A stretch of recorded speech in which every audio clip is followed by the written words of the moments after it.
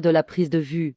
Distance depuis la prise de vue jusqu'à la Willis Tower, 86 km. Voici la représentation avec le calcul de la distance précise sur Google Earth. Élévation topographique du lac Michigan, 175 mètres au-dessus du niveau de l'océan. Voici la représentation de l'altitude sur le site de référence de la topographie mondiale, topographique-map.com. Les altitudes sur tout endroit de la planète sont référencées sur ce site topographique, exclusivement par rapport au niveau terreau des océans.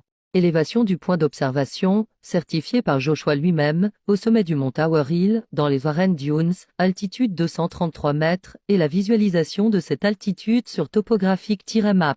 En conséquence, la hauteur du point d'observation est ramenée à 233 mètres, moins 175 mètres, soit 58 mètres au-dessus du niveau du lac.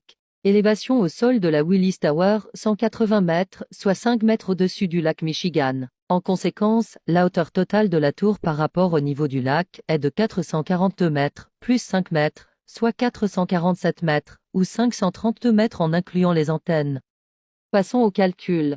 Seules deux simples équations sont nécessaires, issues du théorème de Pythagore, niveau 3e, pour calculer la partie masquée d'un objet, en fonction de la distance et de la hauteur d'observation.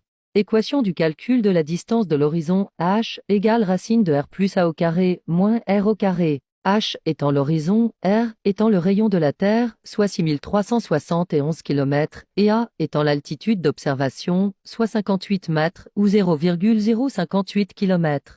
H égale racine de 6371 plus 0,058 au carré moins 6371 au carré, soit 27,185. À une hauteur d'observation de 58 mètres, l'horizon se trouve à 27 km 185.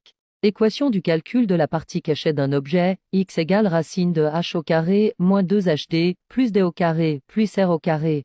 Racine à laquelle on retranche r. X étant la partie masquée par la courbure que nous recherchons, h étant l'horizon, d, la distance d'observation, et r, le rayon de la Terre.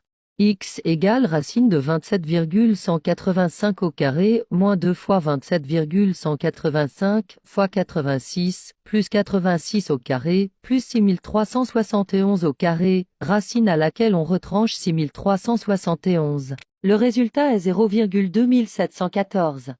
Depuis le sommet du Tower Hill, en haut des Warren Dunes à 233 mètres à 86 km de la Willis Tower, les 271 mètres inférieurs de la tour sont masqués par la courbure de la Terre. Les 176 mètres supérieurs de la tour restent visibles, soit 40% de la hauteur totale de la Willis Tower. Pour preuve, voici une photographie prise à environ 1 km.